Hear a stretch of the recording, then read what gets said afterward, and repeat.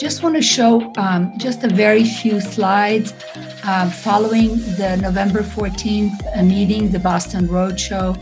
They informed us about this Femtech industry landscape report. So I thought it'd be nice to just look at a couple of top line things here. It's just encouraging to see that the market is projected to grow at 13% compounded annual growth rate, reaching almost 1.2 billion in 2025. And also that although there's still relatively few IPOs, the merger and acquisition activity is on the rise, and that most business models are direct to consumer. There's a lot of people in Tech4Eva that are direct to consumer, reimbursement model, or employer benefits, which we have a little bit less of, I think, in this group. There's 1,500 Femtech companies around the world today.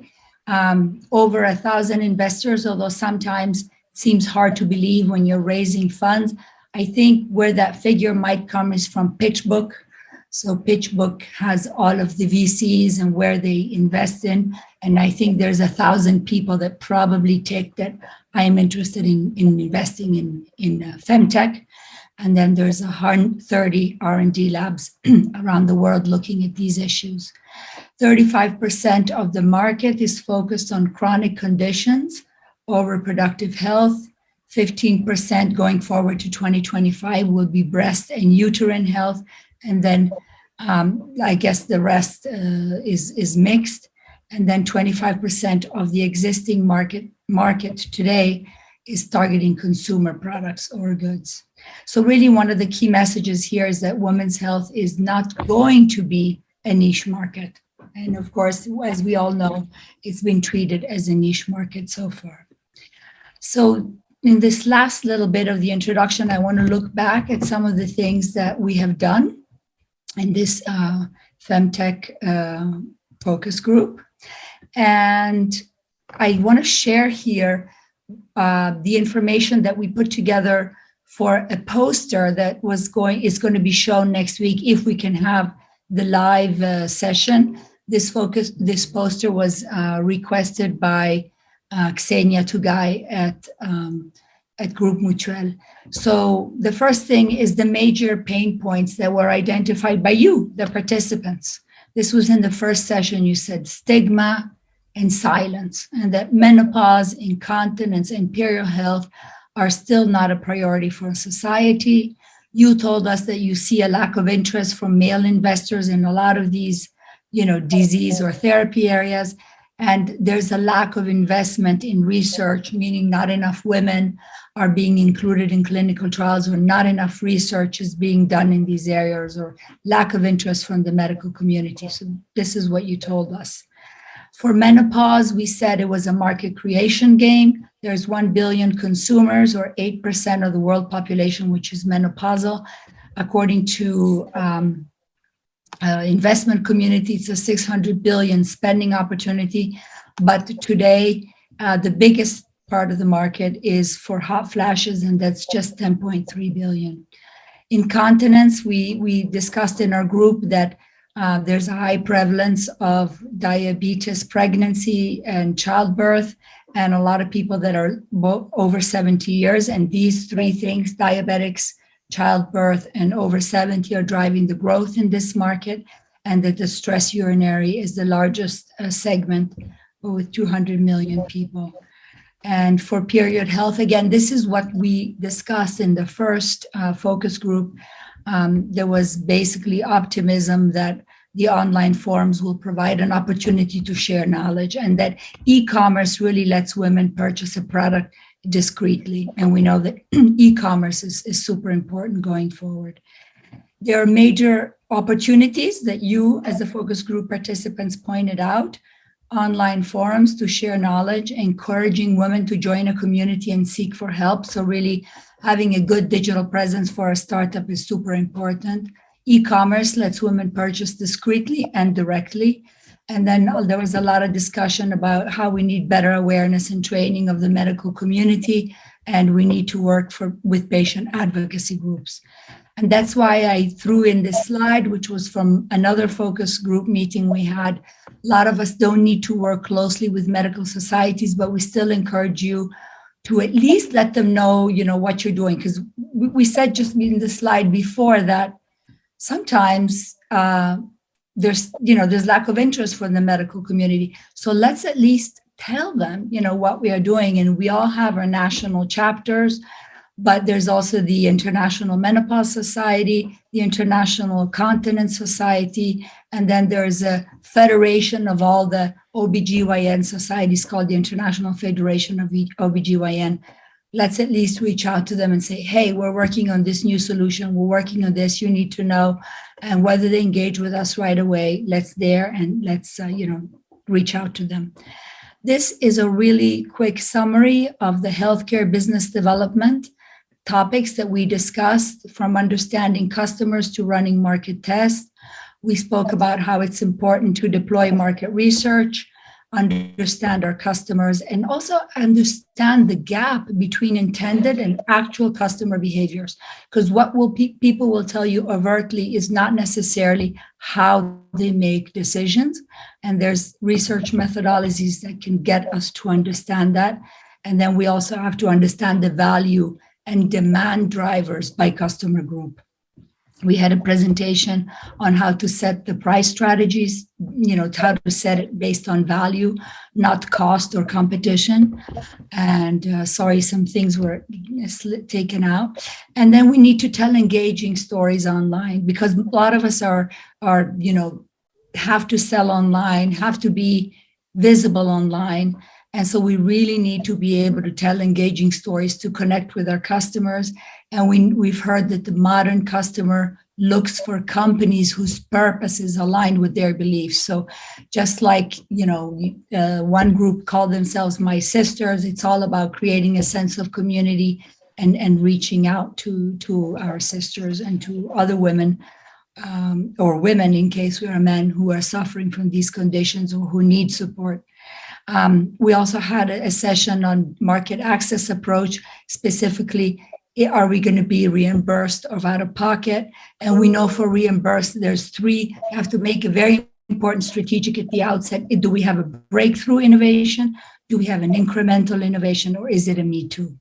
And then finally, we had discussion about how it's important to run market tests in order to make better decisions. And I put back this paper because for me, it's like a huge important thing that I got out of it, and that we all want to systematically embed experiments in our company decision-making process, exactly because we're small, exactly because we want to grow fast. We want to be able to run these experiments and say, this works for us, this doesn't work for us, derive implications, know why it works, why it doesn't work, and go from there. And yes, that's all I wanted to say as an introduction. The most important thing that we can do in when we participate in a Femtech or any other kind of accelerator is derive implications for ourselves. What are we going to do better? What are we going to do more? What are we going to do different? And I'd like to invite you to share with us, what you have learned, what you plan to implement, and what you'll be doing in the first quarter next year, specifically just to be very hands-on, what I'll be doing next. So thank you for agreeing to present. I'm gonna stop sharing here and hand over to our first presenter, which happens to be Emily Hahn. Yes, hello. Hello. Everyone. And thank you, Marta. So I have one slide to share with you on what I've learned during this program, actually. Yeah, do you see my screen? Yeah. Let me just...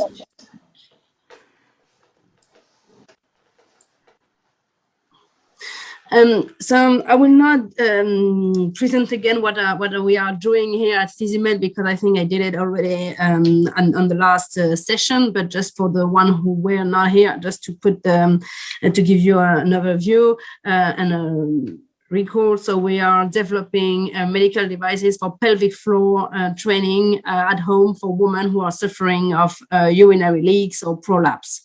And it's a connected devices to a smartphone application to do exercises at home. I have 4 main points that I've learned, or I don't know how to say, took out of this program. First of all, I would say I wouldn't expect at the beginning that, but finally, I think it's a really good experience that through the Tech4Eva program, I had some contact with other Femtech and actually potential business collaboration. We have seen that we have some synergy, and we can actually share some business case. I think of one of those can maybe distribute our products or be a partner in some other countries. So I think it's one of the things that I think it would be, it's really interesting, and we will keep trying to develop those kind of collaboration with other Femtech company of the program in next year, actually. I thought also what would have been interesting is to really understand the business and the key success factor of other Femtech company, even if sometimes Femtech, I think, are in the same group, but we can have really different business model, right, or be in quite different area. But it's also interesting to see how others are developing their business. I think it was very interesting. Obviously, all the contacts with the different mentors have been really useful for us. Sometimes we don't really know exactly what we will exactly talk about during the meeting, and we arrive with 1 or 2 questions, and at the end we have a really useful information on people who can put you into contact with other companies. So I think it was also a good interesting things. And for example, this morning Marta just sent me an email saying that Physimed was mentioned in a 1-pager of Femtech Analytic, and actually I didn't know that. Thank you, Marta. And it's one of the things I think also it's important to be really on the map of those companies that are mapping all the Femtech ecosystem, and we will really, I think I didn't have that in mind at the beginning of the program, but I think we will continue to try to be visible. I mean, to give some awareness about Physimed in this Femtech world, to be identified as an important actor of the ecosystem. And the last thing I think of those, it's of this program is mainly linked to this focus group. I have a better understanding of the menopause domain. It's quite it's a huge area, and I think one of the things for it does not really been tackled is because a lot of entrepreneurs know what is menopause because of the age also of the entrepreneur. So it's quite hard to really understand this domain, and by talking with different entrepreneurs in this group and also reading things, I was really able to understand more. And it's also one area that we will try to deep dive in the beginning of next year. So I think this program is just the beginning of our journey, and yeah, the 4 things that I've mentioned here, we will keep to continue with that in next year. Yeah. Okay, great. Am I on mute? No. I have a quick question for you, Emily. One of the things that I got from your presentation is that one of the things you want to change is you want to project yourself more visibly in the Femtech community? Is it to get more funding? First of all, is it correct that you want to basically do better public relation and be more visible? And if so, is it to get more funding, or why would you want to do that? Yeah, it's exactly that. We want to be more visible because one part of our strategy is to partner with big corporate companies, and we know that those kind of companies are looking around what are the trends or what are the companies that are in the map, and I think it's important to be visible for those kind of people. It is not because you are in this that you will be able to do this the partnership, but if you are not in those mapping, I think it's not so good for you. And yes, a last thing that we will also change that we didn't really say didn't really have done that so far. It's to be really present with healthcare society, as you mentioned, healthcare professional society, ICS. I think we had that in mind, but it was not really in our roadmap. And I think this program also showed that we really need to be focused also to be with healthcare professionals. So I think it's very important. You really don't want one of your patients to talk about it to their doctor and they say, well, I have no idea.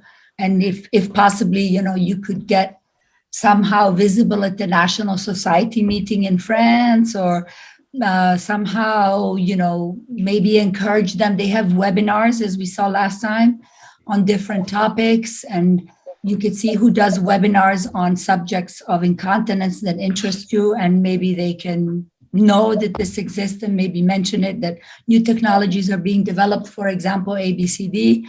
That all helps. Yeah. Okay. A group? Does anybody have questions for Emmeline? One thing that Emmeline did is 3 different market tests. So I just want to say we wish you luck with those market tests, and would love to hear the final result of all those market tests. Thank you, Martha. And please, if you would like to do a market test, especially if you're medtech versus biotech, you can always reach out to Emmeline. She's now the official expert from the Tech4Eva group, market test expert. Okay, thanks. So Nimrod, would you like to share your knowledge? Sure. So let me first share my screen. Yeah, it's working. Okay. Okay, so a quick reminder. GynTools is addressing vaginitis diagnosis.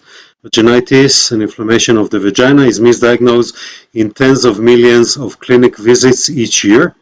And this causes, besides huge redundant expenses to payers and health systems, a huge continuous suffering to patients and the burden on physicians.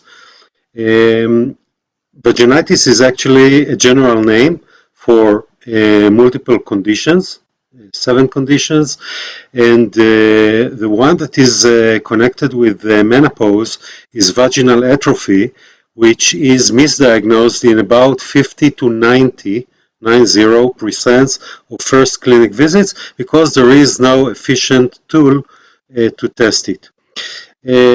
So vaginitis is the main reason for gynecology clinic visits, about 1/3 of all the visits, tens of millions in Europe and the USA alone. About 75% of women will experience at least one episode of vaginitis during their lifetime, and as I said, 50% are misdiagnosed. There is no good diagnostic tool, so most physicians tend to guess, make an educated guess, and this is why we invented Genie. If you want to learn more, you can screen this QR code with your camera, and there is an animation that shows the problem and the solution. As for Tech4Eva, so first of all, it came in a perfect timing for us.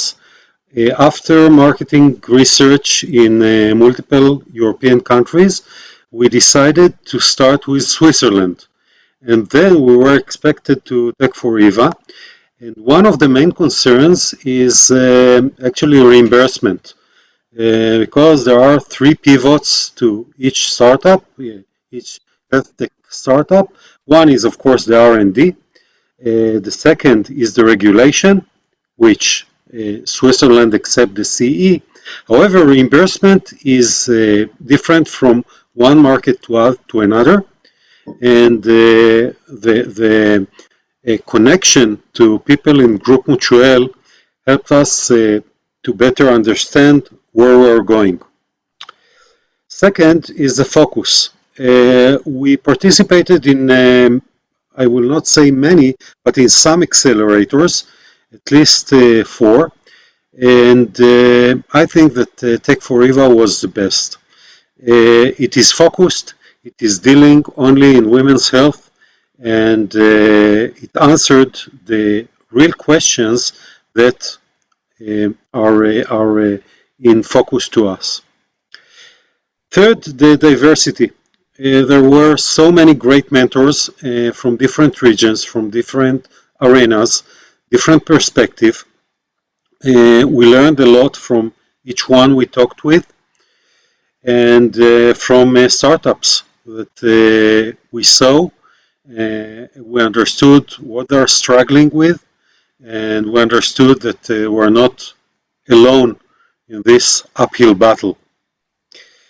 The networking, fantastic. So many wonderful startups to learn from, very good people that are dedicated to women's health. We could exchange ideas, and we did it offline. Personally, I spoke with 3 different CEOs of different startups from this program, exchanging ideas and understanding. So besides the mentors, it was very interesting for us, and interesting to understand other startups struggling and ideas. Reimbursement, I already mentioned this, and the international perspective. All the road shows that exposed us in Japan, the United States, United Kingdom, and Switzerland provided an opportunity to present ourselves out of the immediate circle of VCs that we know, and we gain better exposure. So, thank you very much, Tech4Eva team, for taking this mission on your shoulders. I really enjoyed it. Thank you. And so, Nimrod, could you tell us something about what your plans are for next year, and like what of these learnings and of these, networking and the reimbursement information, what will you do different, and what are the plans for next year? Yeah. So what we decided, we have during the program, we continued the discussions with the local distributor in Switzerland, and we connected with 2 other distributors in other regions of the world. What we're planning is to implement what we understood regarding the registration in the Analyse Liste, to start registration in the Analyse Liste in Switzerland in order to get our own code and enter the market. In parallel, since this is a timely process, we'll be addressing some private clinics in order to get the early adopters. We decided on a strategy, on a penetration strategy that will not generate revenues or a lot of revenues in the first few months. However, it will create a start. So this is planned for the next quarter, to the first quarter of 2022. finding the early adopters that are willing to work without an appropriate or dedicated reimbursement code.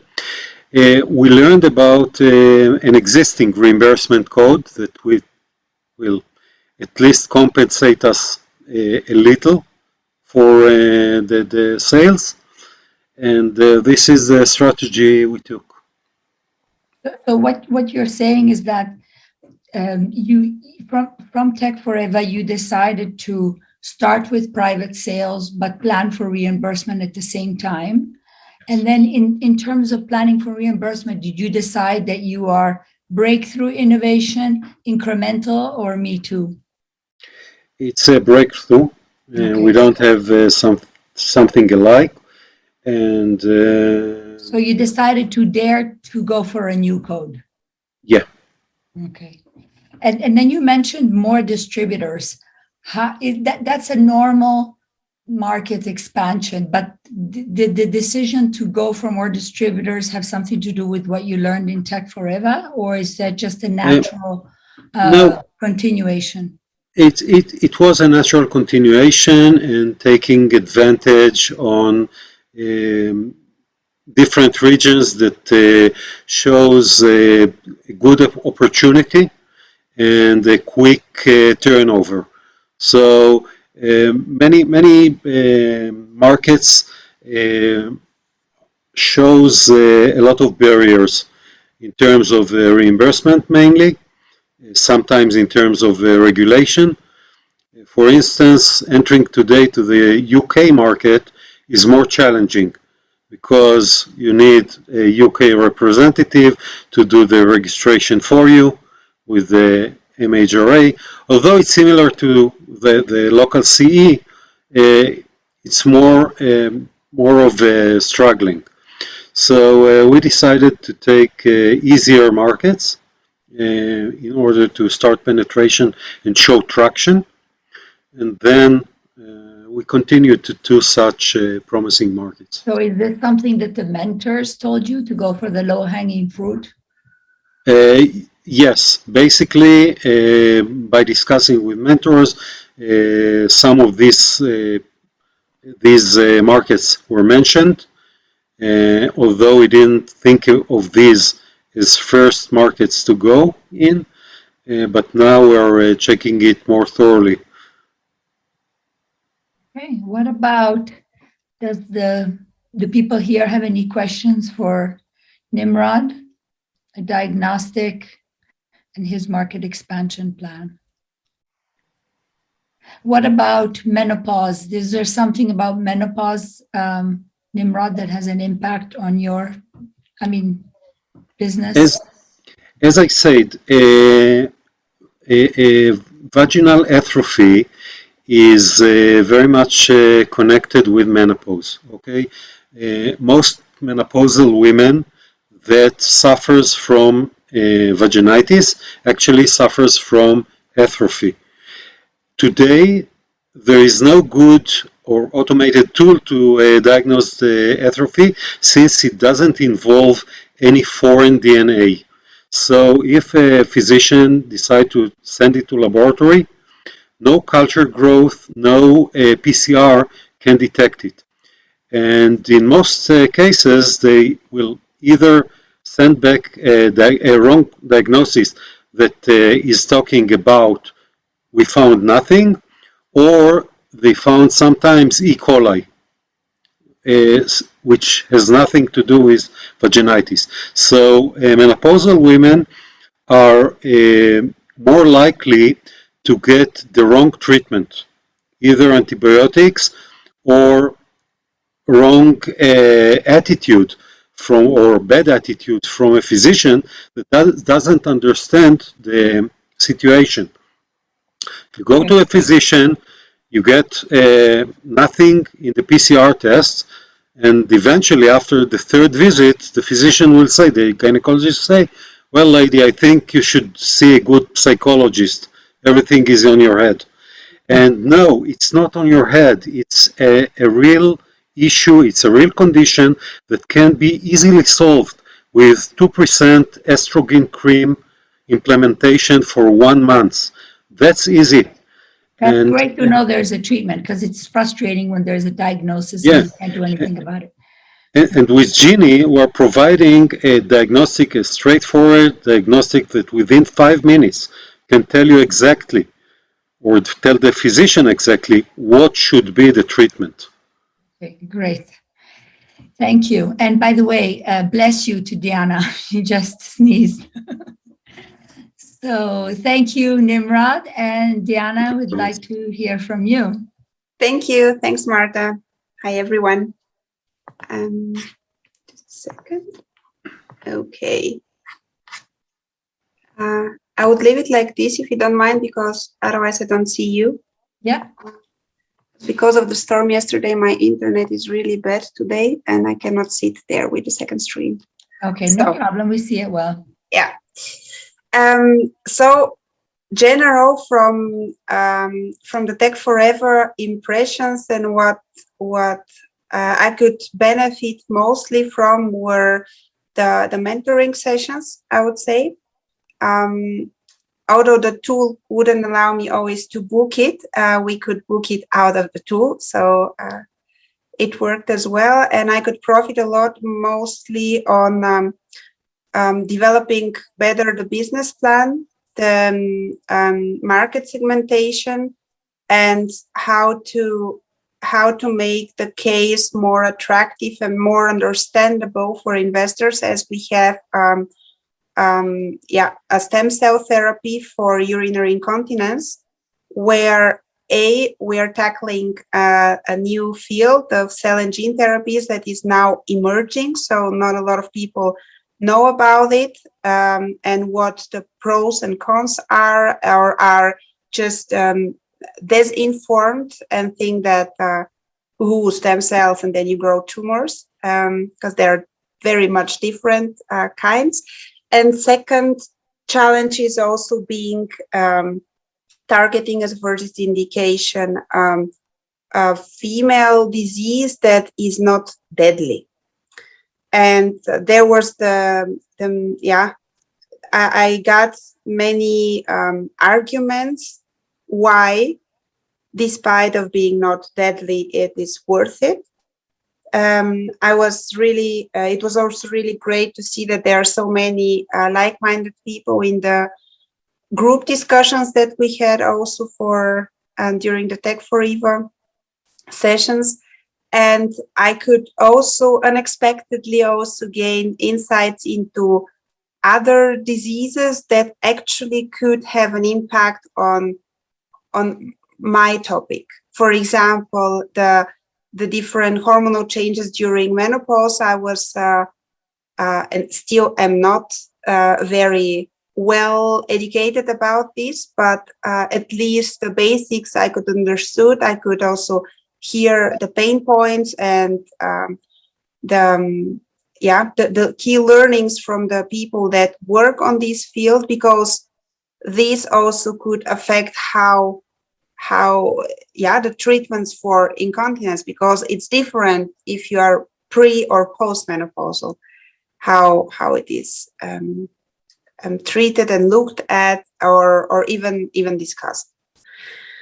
So going to the learnings and key learnings, I would say that two key learnings I caught up from the Tech4Eva accelerator program were: first, to prepare the key opinion leader network years before you really need them to spread the word about your therapeutic approach, and not when you are preparing your MAA. Exactly.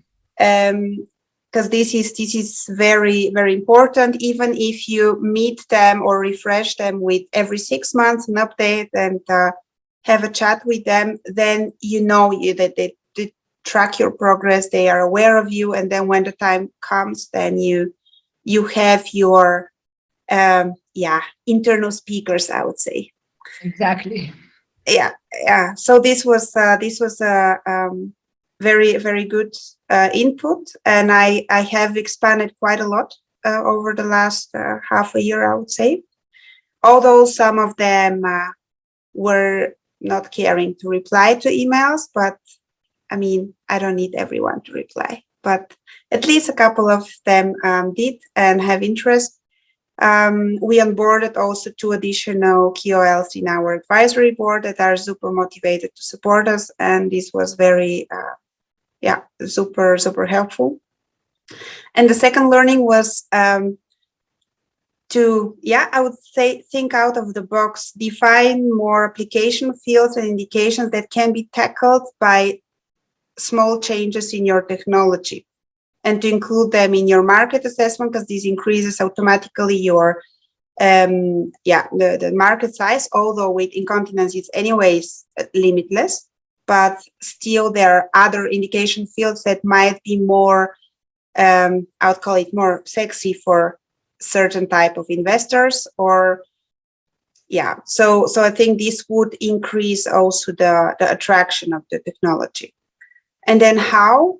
I would say expand network now and define the right personas that will bring the benefit later on. We could learn that we see more interest in these novel technologies in rather, I would say, young to middle-aged medical doctors, rather than the 60+ age doctors that are used to, they have done 40 years the things that they do, and we're not that eager to change, I would say. So I think that this is also important to find the right type of messenger for later on, and to introduce more segmentation into the market, to just think out of the box. And we realized over the few months that we have spent now months and years of analyzing the incontinence market, but with our technology we could do this, and this. So it's much broader, the whole picture. And we just need some more people that do the whole research, because we have also limited resources, as everyone has. And going to the next steps and aims would be to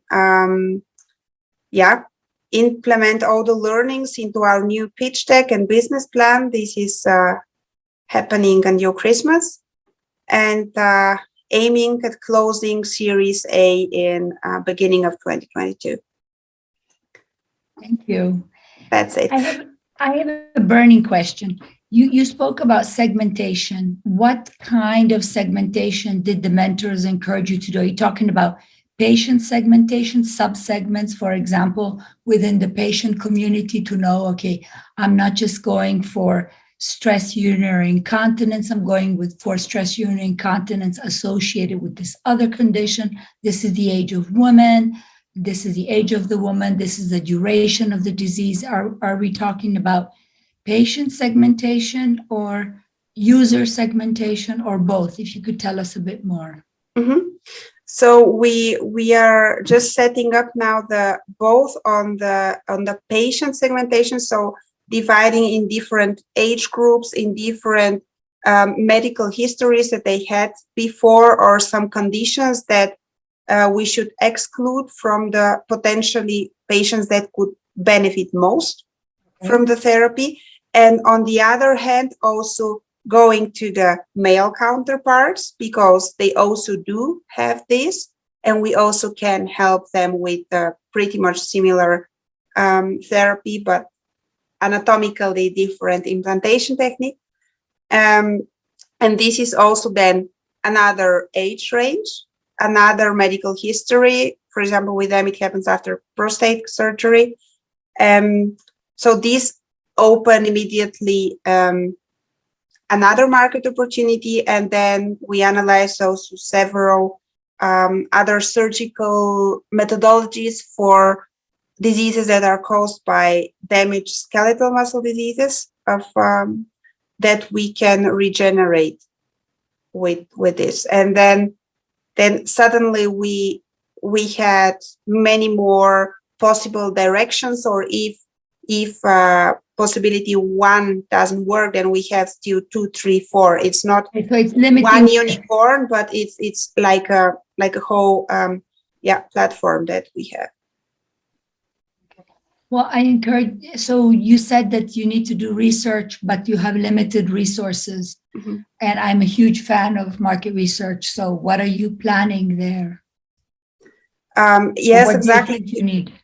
Yeah. So I found it very difficult, and still find it very difficult, to find real numbers about, for example, the women that are in this age category and they have SUI accompanied by prolapse, caused by prolapse or not, whether it's caused by hypermobile urethra or not, whether it's caused by general pelvic floor disturbances. All this information is really, or I could not until now find some reliable data on this, and it's super difficult to find any numbers. And one of these numbers is making a huge impact on all other numbers, of course, in the whole market opportunity. There are no registries. Are there no registries of stress urinary incontinence? Because medical community is doing more and more registries in addition to, trials that are done by the companies. Have you checked with the Stress Incontinence Society if they have any registries? I mean, with the Incontinence Society? Mm-hmm. Yes, we checked with one of the people even who is doing all these. I would say the whole treatment ladder, I would call it. And then they define, this is the thing, that this disease has on one side really the physiological element where you can measure how much you lose and when and how often and muscle strength or whatever. And on the other hand, it has a psychological component that has at least the same impact on the women. That's why it is also for the MDs difficult. When we had our patients now in phase 1, we saw that, okay, the one patient, for example, said that she is incontinent in her view, but she is losing maybe, 3 drops per day. So from the medical perspective, this woman is only subjectively incontinent, but not objectively, because this is not something that you see while she is climbing stairs for 1 hour. She doesn't lose urine there. She might lose it on the next day or in 3 days. So I think also the assessment of the disease grading is very unclear, and it is making also difficult to include in this unclear categorization of the severity of the disease also the confounding factors, and then it gets more difficult. We found now a big study, for example, that women that have BMI over than 35, they are mostly having SUI, and there the first line of treatment would be to lose weight before they can be eligible for any kind of other things. And such information is just not easily digestible, available. Yeah. Well, I encourage you to reach out to your medical advisors and to ask them about, if you have any information on registries, and to talk to the medical societies. For example, in Norway, they have a female incontinence registry that has been going on since 1998. Maybe they can share some data with you.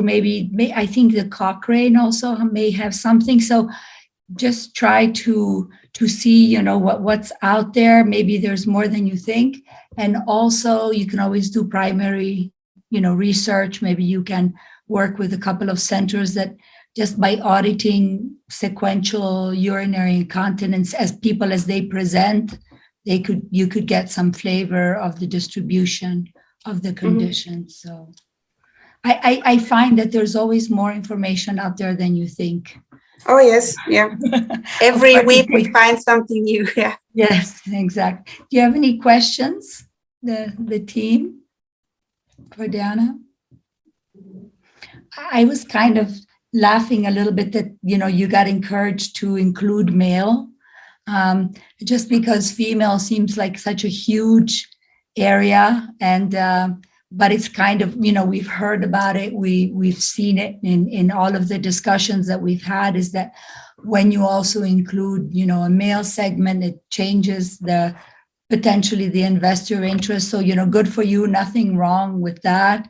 But it's maybe just a sign of investor motivation, interest, and potentially probably have enough of a market with women. Why not include the men in your strategic plan? No objection. Okay. I was wondering if there's anybody else who would like to, before we go to the presentation of the book. I hate to pick on you, Cindy, but I think you've been such a motivated participant on this focus group. I'd love to hear from my sisters, just informally, what you guys have learned and what you're planning next. And actually, Cheryl is going to talk a little bit for my sisters. Okay, that's completely fine. Hi, Cheryl. Hello.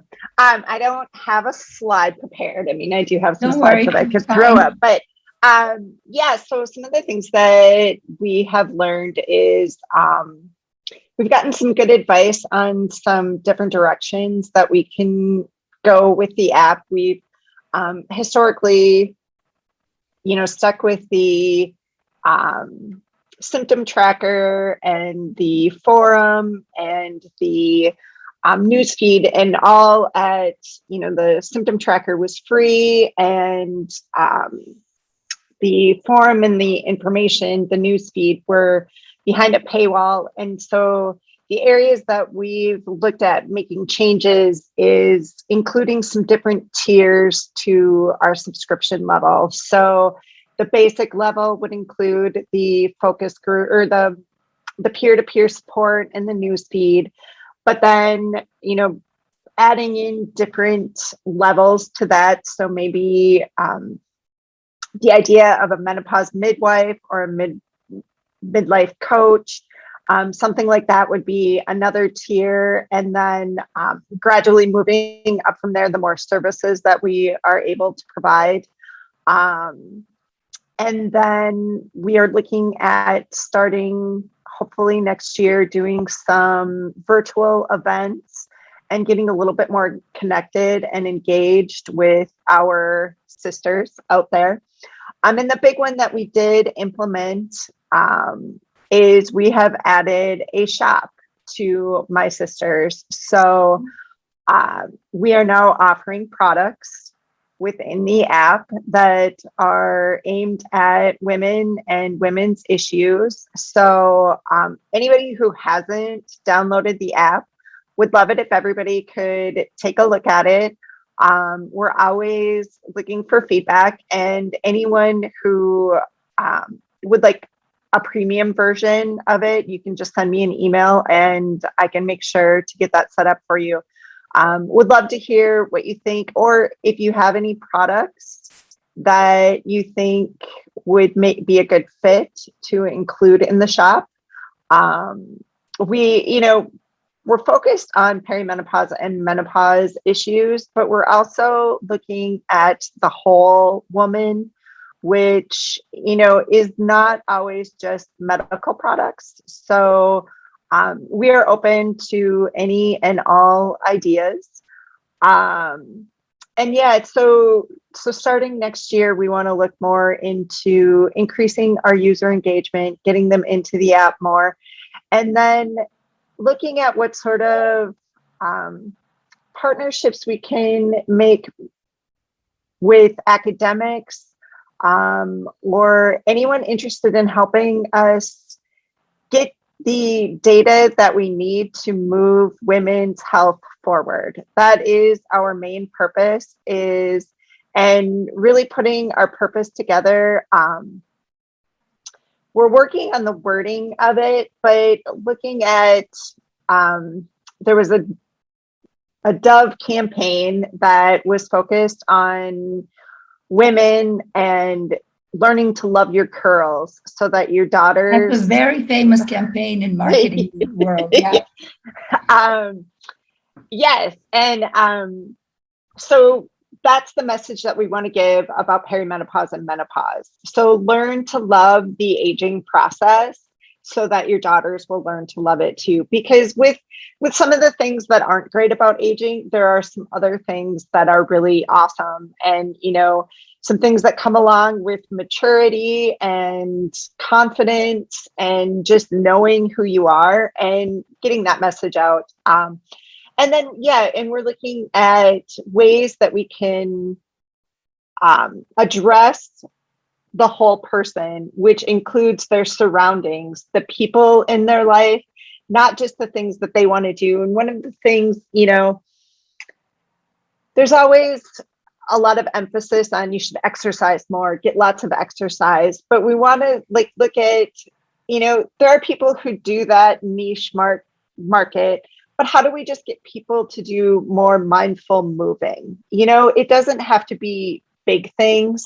There was a great podcast that I just listened to about how to address new ways of addressing pain.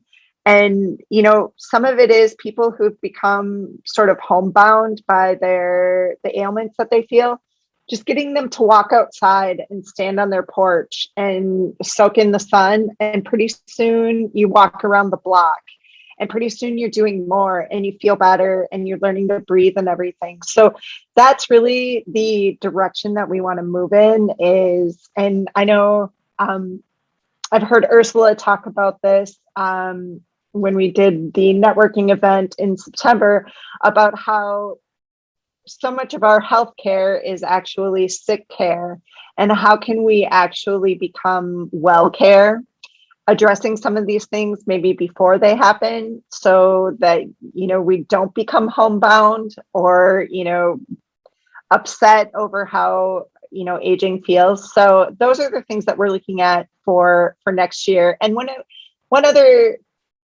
area of improvement I think that we could work on is we don't have a formal advisory board, like a board that we go to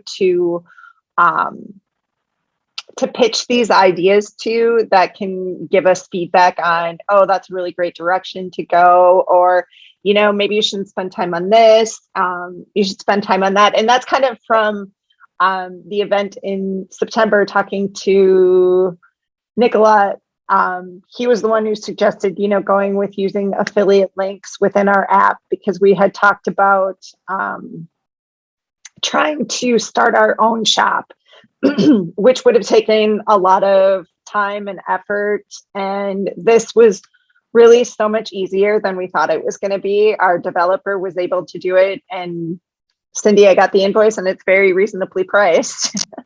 And now we're just looking at how we get more affiliates and more people, more products, a better mix of products into the shop. So yeah, so that's kind of where we're at. That sounds great. So from the learning perspective, to summarize, first I heard again segmentation, which we heard from Diana, you know, the fact that you want different tiers of subscription for your app. I think that's a great example. Not all customers are the same. You know, it doesn't matter whether, you know, you have vaginitis, you might be menopausal, or you might be young and very sexually active, or whether, you know, you have incontinence, or not all customers are the same. So I can't overestimate and oversay how important it is to consider segmentation for your marketing and your outreach activities. You also spoke about engaging with your you know, women, with your sisters, so that and being, you know, being active online and reaching out and having events. You need to engage with your customers, especially in medtech, not so much in biotech. And then I also like the idea that you're starting to think about, you know, more about how to monetize other than subscriptions by having a shop. And that's also extremely important. So I think there's a lot of good learnings there and some cross learning across the different groups.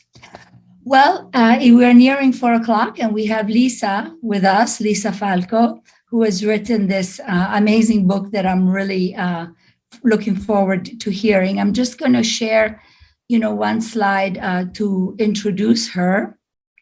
If I can go back to sharing. So I met Lisa at Swiss Biotech Day this year. I was very glad that I met her because it was, sort of a haphazard meeting. She's going to talk about 12 things that women don't know about periods and menopause. She's actually a machine learning AI expert, but she's very enthusiastic about women's health. She works in ML, product development, digital health, women's health, wearables. So Lisa, we're very, very happy to have you here, and I hand over and looking forward to hearing about the 12 things most women don't know. Thank you so much. It's been really hard to say, what are the most important things to say, because I spent so much time, writing this book, and there's so much amazing information available of what's going on. So actually reduce it to just a few things. That was almost impossible. I realized after I told you I was going to say this, but I tried to make a little pick of things that I think are interesting, and maybe also considering that you're quite an advanced audience to pick the least, to say the least. So I'll try to share my screen for this talk. Let's see, here it is. And can you see the presentation mode of this? Can you see it correctly? I can't hear you, Marta. Yes, it's perfect. Thank you. Yeah. Okay. Great. So maybe before I jump in, I can tell you a little bit about the motivation that I had to write this book. I used to be a head of data science at Eva Women. It's a Femtech company that, at least if you're based in Switzerland, you probably heard about us. I was the first employee there and was along on the journey for 4 years, mainly in charge of developing the algorithms. But as you know, in a startup, you have to do everything. And I was a lot involved also in customer support or reaching out to our clients and so on. And something that often shocked me, to be honest, was how little many of these women knew about their bodies and about their fertility. And I thought it was amazing to build a technology for them, to help them, but also I think you can solve so much just by having the proper information and actually knowing the facts about how your body works. On top of me thinking this was incredibly interesting. So after 4 years at Eva, I mean, I think you're all in startups now, so you know how intense it is. And after 4 years there, I really felt I needed a break. So what was better than to just, geek out completely and take a break and just write and study for half a year. And that is what I did. And the result of this is this book. It covers everything from puberty to menopause, and it really explains all the mechanism, all the processes inside the body that triggers the event. So it's not like a manual telling you what to do. It's actually explaining what it is that happens.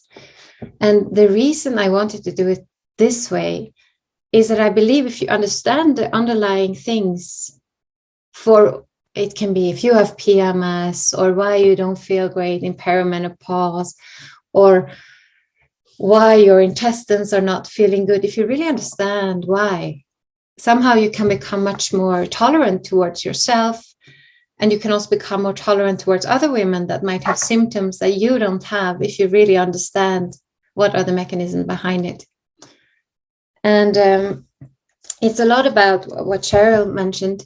about positivity, feeling positive about your body. It's actually a marvelous machine that we're having, and it's really worth appreciating for what it is, and not thinking of all the things that might not look great or feel great in some way, but really admire it for what it is. And also to link back to what Marta said about there's actually a lot of things out there. We shouldn't forget that. Now you're talking about cohorts, but there is a lot of, we often say there needs more research. And yes, we need a lot more research, but it's also very important to be aware of what research has actually been done.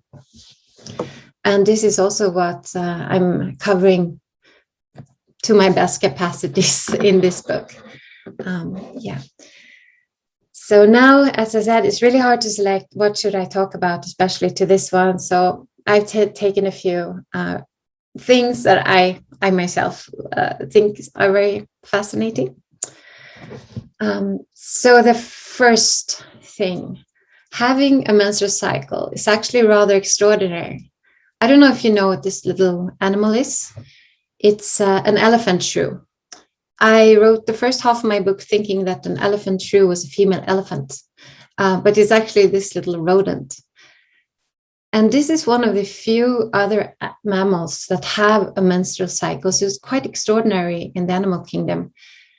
For instance, rabbits, they ovulate spontaneously when they have intercourse. So what's the purpose that we need to go through this thing with cycles? There are many theories around that, but one of the most prevalent theories is that it actually allows us, the fact that we're building up the uterine lining, and that there is already built up when the egg arrives, it allows us to make a selection of the embryo to make sure we only select the best ones, because there's so many of them that have genetic abnormalities. There's so much that need to be good. And the job of selecting this is done in the uterine lining. And this is why it needs to be there before we go into this huge investment, which is a pregnancy. And that is the main theory on why we have menstrual cycles to begin with. Second thing many women don't know, and that is that the menstrual cycle is actually a vital sign. It's a sign that all those hormones that are supposed to change over the menstrual cycle, they have been, the hormones have been triggered. They have triggered ovulation. Then you've had a progesterone rise in the second phase. And the changes of all these hormones are not only important for your fertility, they're also important for your brain. It protects you against dementia and Alzheimer's. They protect your bones against osteoporosis. They protect your heart. And this is, of course, this is very important, therefore, to consider that you have a healthy cycle. And many of you now, you work in menopause. And I mean, that is one of the hard things when aging, when you go into menopause, because when those hormones are gone, you don't have this natural protection anymore that you get from the cycles.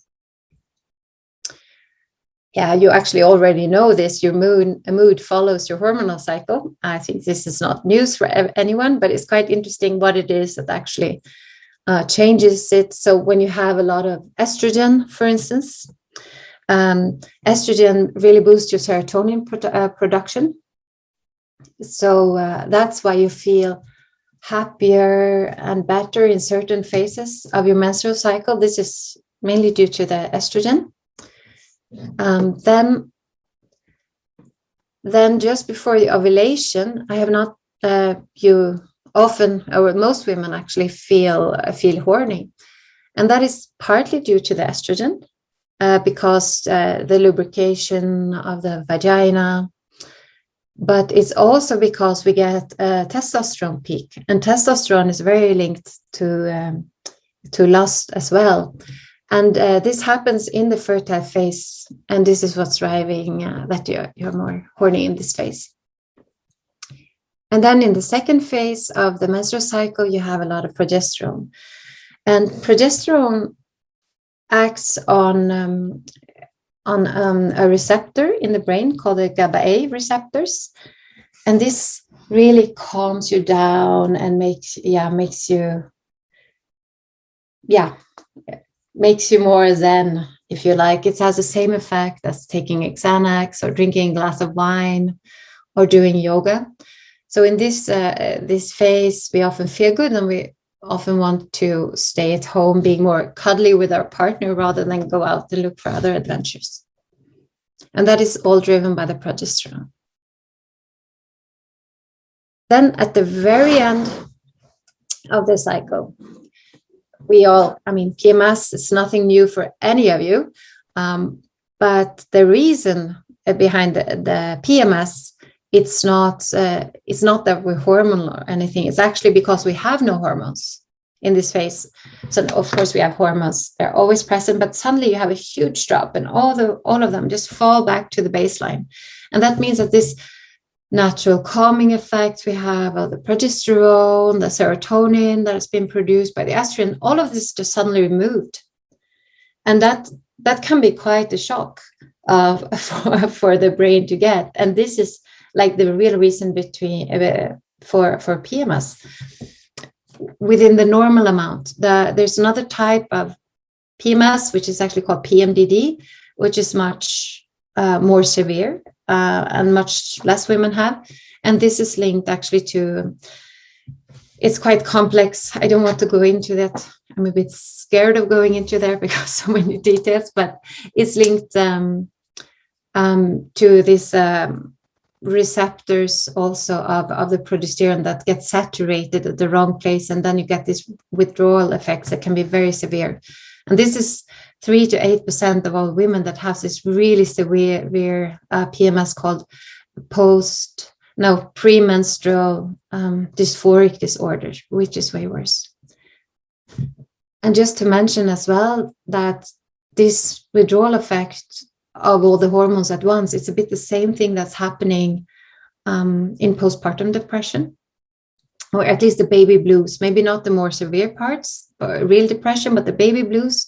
It's also when suddenly you have had hormones much higher levels and suddenly they're all gone at once.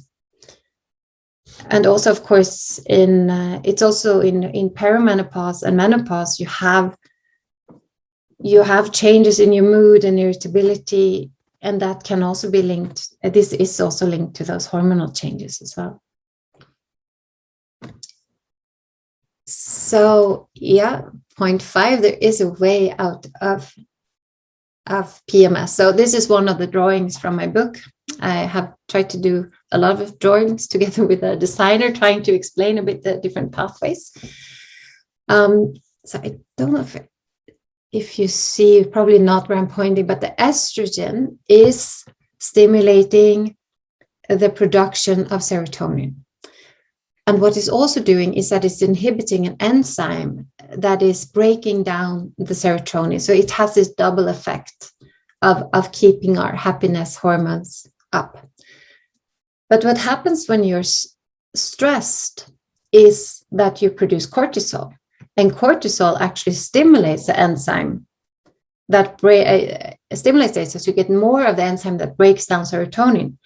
So when some people claim that PMS is a social construction because this mainly happens to women in more difficult social environments, but that is really linked to this thing. It's a real thing still, but if you have more cortisol, if you're more stressed and you're in a bad environment, you will have less serotonin, and the double effect of several of these things can just be very detrimental.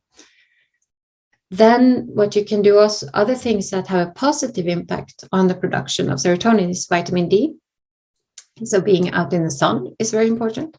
And you can also make sure you get a lot of this tryptophan that is also used for the production of serotonin, which you get in fish and meat, dairy and tofu and so on.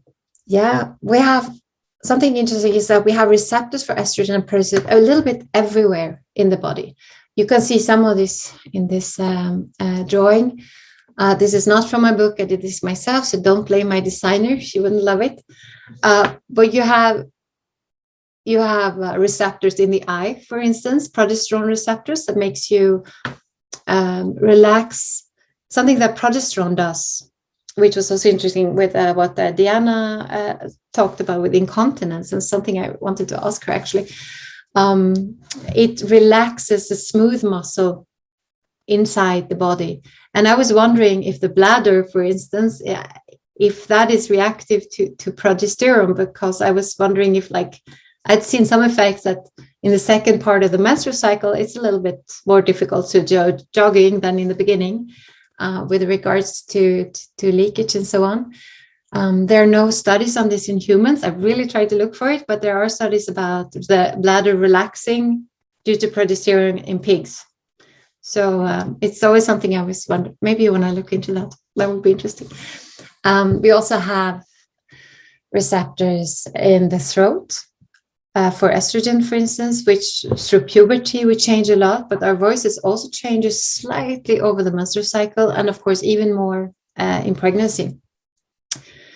The smooth muscle relaxing is very prominent in the intestines, which is why when many women are slightly constipated in the second part of the menstrual cycle when the progesterone is high. This effect is then counteracted once you get your period again, because the period, what happens during the period, as you release a lot of something called prostaglandins, this is like a local hormone, and they have the effect that they are contracting the uterus. And then when they contract the uterus, the blood comes out a bit more intensely. And these prostaglandins, they can also leak over to the gut if you have a lot of them. And that makes the intestine contract as well. So that is why slight diarrhea during your period is very common. See where I'm at. This is Just a quick question. Diana, do you want to make a comment to Lisa? Feel free if there's something.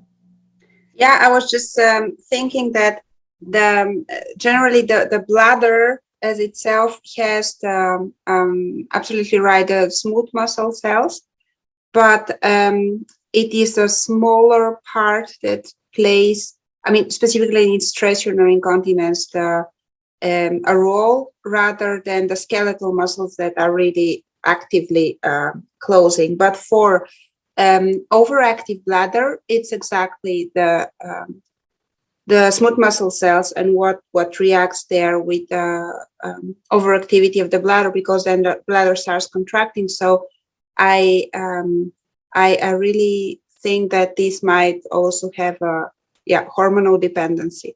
And also for overactive bladder, there are drugs that are being tested to overcome these issues. So potentially they would act also on these type of hormonal receptors. Oh, interesting. Thank you. So basically, you're saying that hormones can impact digestive function in women.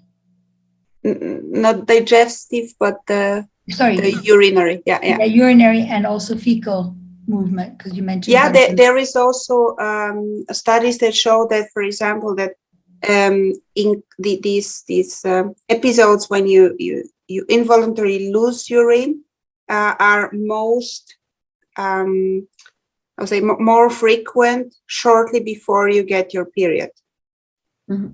So I believe that there is a hormonal interplay, and also with age, exactly when the estrogen drops, then your muscles act differently.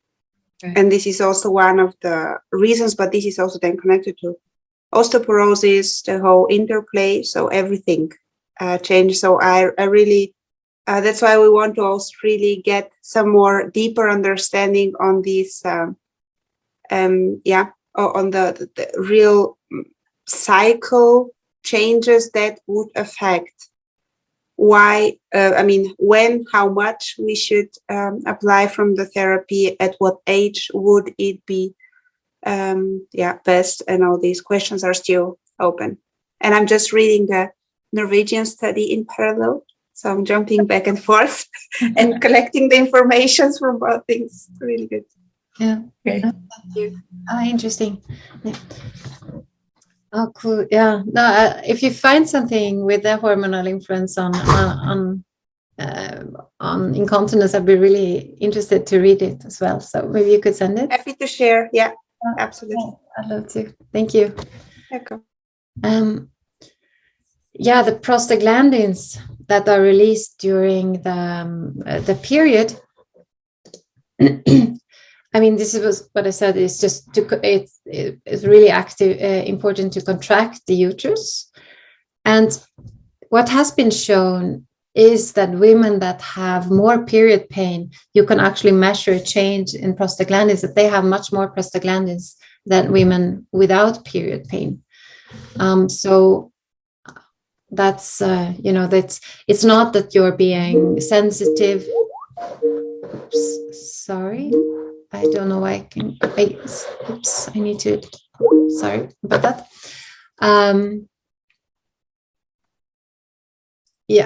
So you're not being overly sensitive. It's really something you can measure, that they have more prostaglandins and therefore the uterus contracts more and cuts off the oxygen supply, which leads to more pain. And this pain is the best to use is ibuprofen against it, because this is really a substance that acts against prostaglandins.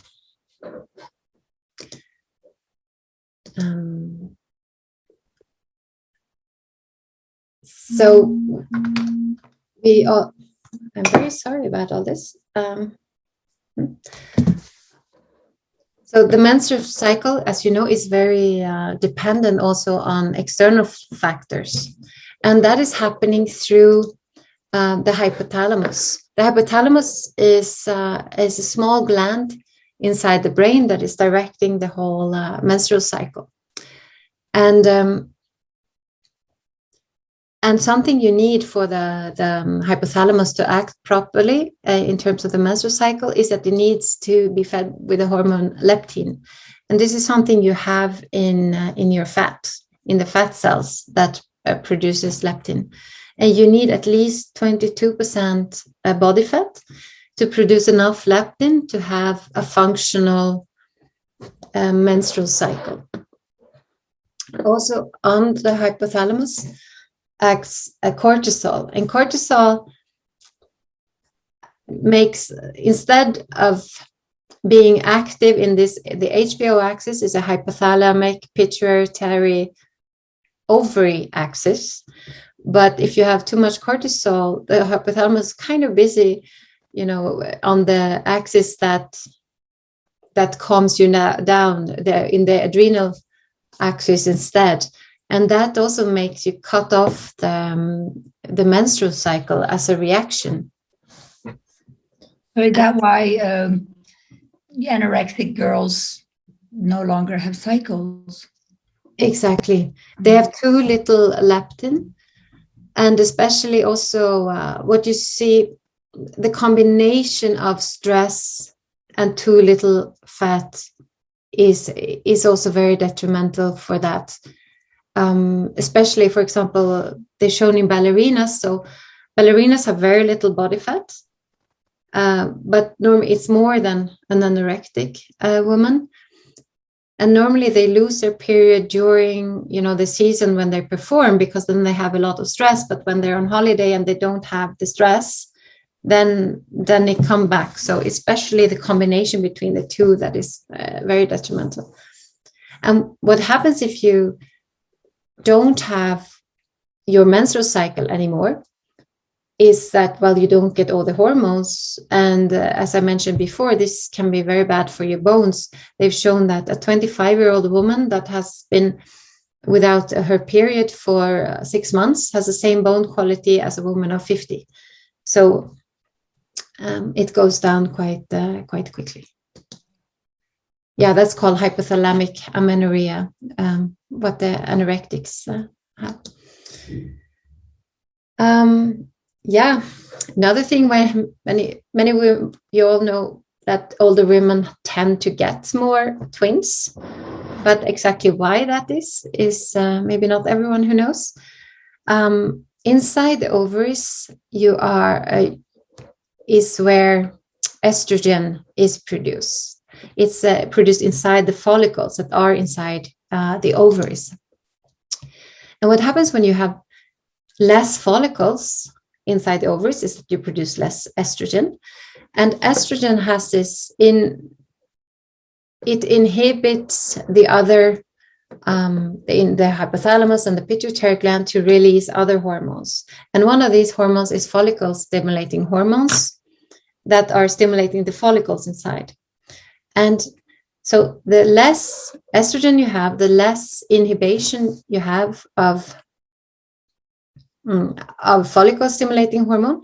And that means that the hormone FSH goes up really much in perimenopause and early in the late reproductive years, and that stimulates the follicles to grow, more and more of the follicles to grow, and that's why more eggs mature. And this is also why older women often have more twins, because there's more than one egg that is being released. So for infertility, they give a lot of FSH when they want to grow the follicles and the eggs, and they get a lot more twins as well. Exactly. It's the same mechanism, yeah. Isn't it also somehow a sign from the nature as well that after the body feels that you don't have many more years that you would produce, or you are in reproductive age, that it tries more to increase the chances? It is as if that was the case. Yeah, it's of course hard to know what they were thinking, but, you know, yeah. Good observation, not enough data to confirm. In my book, actually, I wrote like, as if the body wanted to make the most out of the last productive years, but you know, there is no proof. But yeah, I think also a bit it feels that way, definitely. Yeah, that also inside the follicles, you have this AMH. It's an anti-Müllerian hormone. And this is and it's also linked to how many follicles that you have left. So you can actually use AMH as a measure to see how many years you have left to menopause, or to you run out of your eggs, basically. However, what's really important to notice is that the amount of AMH is not actually a measure of how fertile you are, on how good your eggs are. Yeah. Sorry, I don't know. Yeah. Yeah, another fact, lower lust in menopause is not necessarily the case. It's often, many women do lose their lust in menopause, but it's not a fatality, because there are many factors at play. I mean, one of them is that the estrogen goes down. And with less estrogen, you also have less lubrication of the vagina and so on. And that tends to lower the libido. However, something I did not mention, I forgot to mention, is that progesterone actually inhibits your lust a little bit during your normal menstrual cycle. And of course, if you don't have progesterone anymore, which you don't because you don't ovulate, then actually your libido can go up because of that. And also what happens is that testosterone, when you lose estrogen, you also lose a certain a certain enzyme that breaks down both estrogen and testosterone. And that means that the testosterone levels go up slightly, especially in the beginning of menopause. And testosterone is linked to lust. So that can also boost it. So actually you see, even though the majority of women, the lust do go down, but it's definitely not a fatality, and it can really go in any direction. And yeah, the 12th fact, maybe you all know this if you're active in menopause, but I really like this fact, and it's that is so unique and important for actually the evolution of our species. There is they thought a lot about why do we even live beyond our fertile years, because very few other species does that. And one of the few other species is the orca. And the most popular theory is the grandmother theory. And they think that the grandmothers were so important in helping their daughters to be able to really focus on reproduction, and that the daughters then were so successful in breeding their kids by the help of the grandmother, and therefore, these evolutionary wise, this was it was a very good thing. So grandmothers are kind of one of the key factors for the success of our species. So a very, very valuable resource that we should never complain about menopause. Sorry? Sorry, what did you say? No, you said never complain about menopause. It's important for our species. Exactly. It definitely is. Yeah. So, yeah, that's it. So, as I mentioned, my book really this is a kind of like examples of how I try to go a little bit more into the details of the processes behind all the things. And yeah, I cover, of course, menstrual cycles, fertility. And also I talk a lot about pregnancy. It's really fascinating how the hormones changes our body entirely, with the placenta coming in, not even being our own organ. It's the organ of the baby. Yeah, and then what happens in perimenopause and menopause, and also in puberty, what happens there. So I try to mix it, with a lot of fun facts and historical anecdotes about research, and some evolutionary theories as well. Thank you. I have a question. You didn't mention anything about vaginitis or, different types of vaginal infections. Could they potentially also be linked to menopause? Have you found that? I have not really looked into different diseases or issues. I really focus on I focus more on a healthy development, because I think there's so many interesting things just there. So I honestly haven't looked at it. Right. Just wondering, because if it's also hormonally related, that you might, get more vaginitis there. But a lot of problems, of course, you get a vaginal dryness because of the hormones. And one of the things that you use against vaginal dryness is estrogen cream. And exactly how that is linked to vaginitis, I don't know, actually. Does anybody else have questions for Lisa? Yeah. Can I ask something? Yes, please. Yeah. So hi, Lisa. Nice to see you here. So I'm really fascinated by what you brought up in the book, and I'm looking forward to reading it. But I was just wondering, it's so interesting that we all have the same blueprint, but the hormones and everything and the environment, everything changes for every woman. So they don't experience menopause similarly. They don't experience pregnancy similarly or anything, like even menstruation, right? So I'm wondering what your take on that was. And also, have you looked at race specific, like, women's health issues or menopause between different races, or menstruation, in comparison for white women versus another race, for example? Have you found data on that? And I'm just curious to know.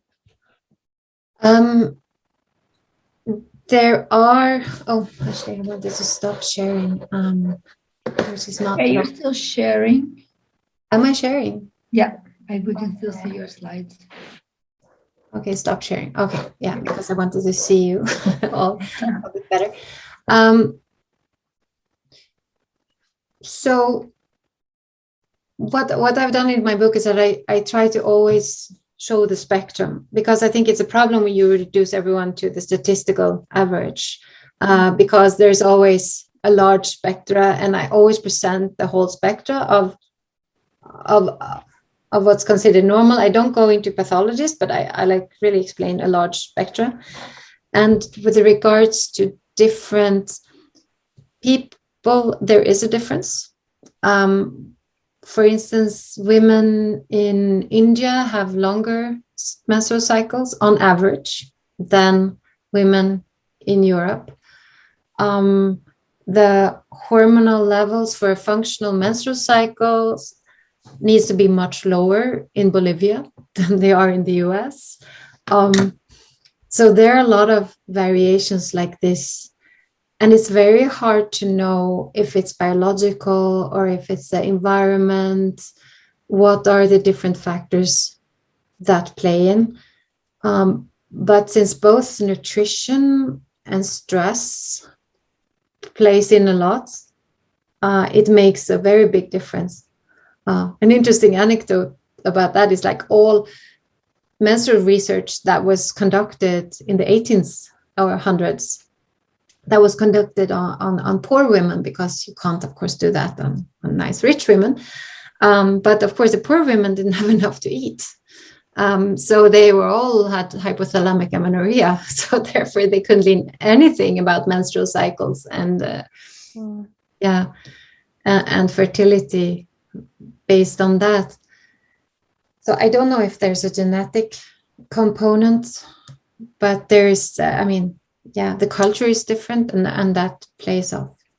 Well, that's kind of interesting, because I used to work in infertility, and Israeli, actually, because it was my territory, doctors told me that, when you start your period in the 1800s was much later. There was age 17, 18.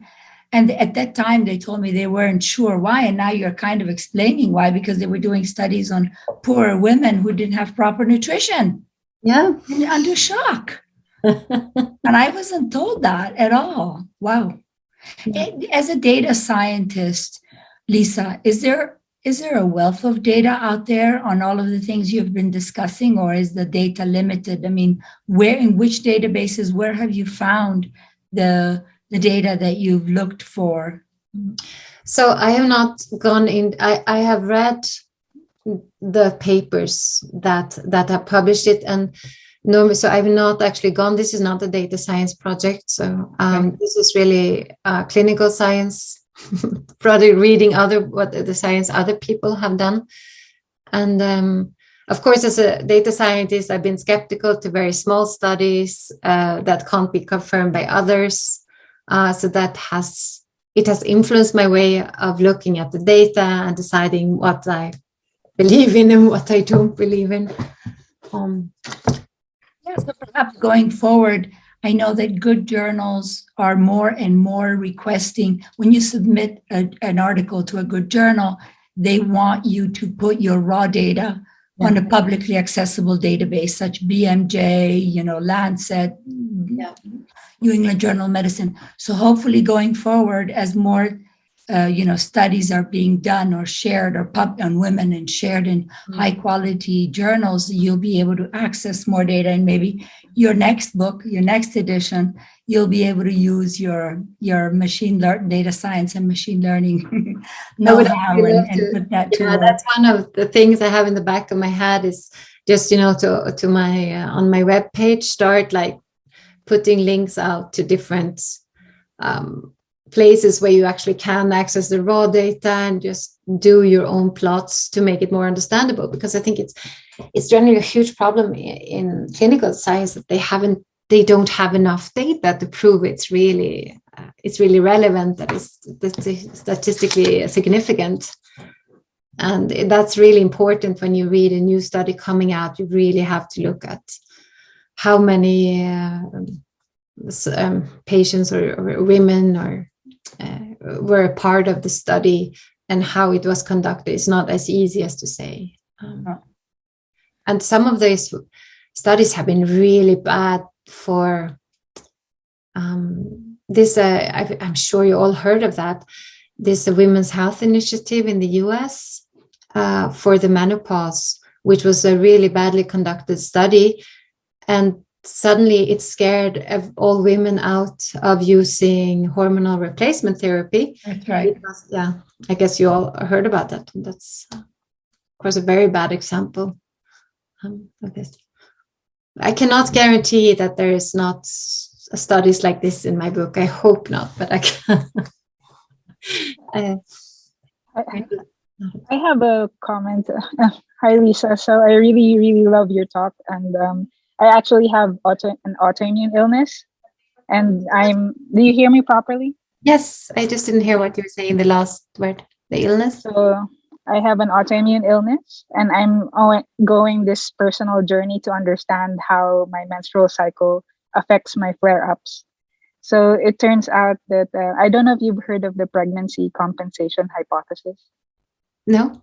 No, so it's something that I've heard about. There's a paper in Cell Reports recently that says that like 90% of women, and 90% of those who have autoimmune illnesses are women, and that the flare-ups and the symptoms seem to quiet down whenever they're pregnant, when women are pregnant. And this is something that's really interesting for me, and that's why I want to order your book right away.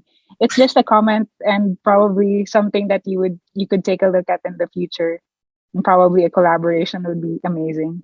Yeah, that would be super interesting to hear more. Yeah, feel free to reach out. I'd love to look into it.